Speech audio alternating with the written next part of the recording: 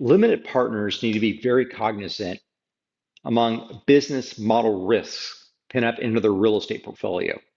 Case in point, if you have an asset that is specifically a multi-family asset, maybe high rise, very, very short ceilings, mechanicals that are spread out throughout the building, and it's also in a very, very dense area, it's sometimes very expensive to repurpose that if the multi-tenant demand were to fail to exceed what your business expectations are.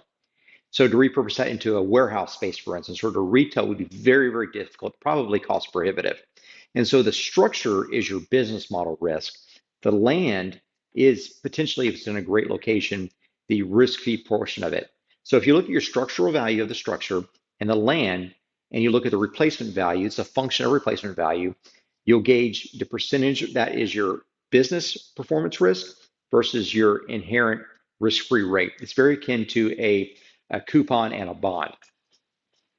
So for instance, if you are building multifamily or warehousing or office properties out in the suburbs, you'll often find this ratio at play. You'll find 90% of the capital cost is in constructing this new building.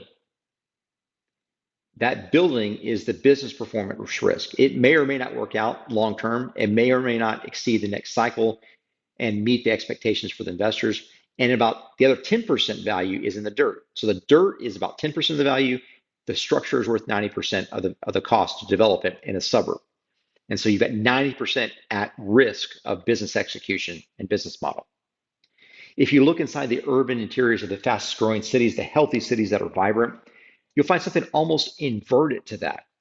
You'll find that the property values will often be 75, 80, 85, 90% of the total stack.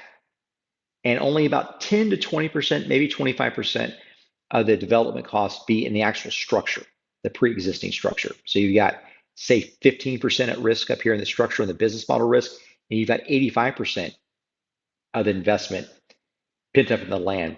And so you only have 15% exposure to the business model risk of that specific asset type.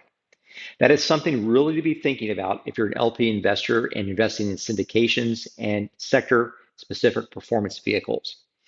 The exposure to business model risk is inherent in every asset type, but as you look for quality locations on great pieces of dirt, this risk is heavily mitigated and allows you to repurpose the land for other uses.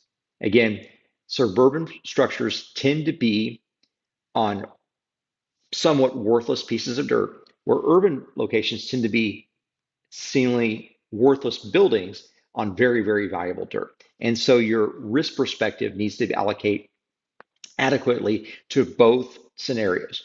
The business risk is inherent in every investment, and LPs need to be very cognizant of that and take that into account in their evaluations.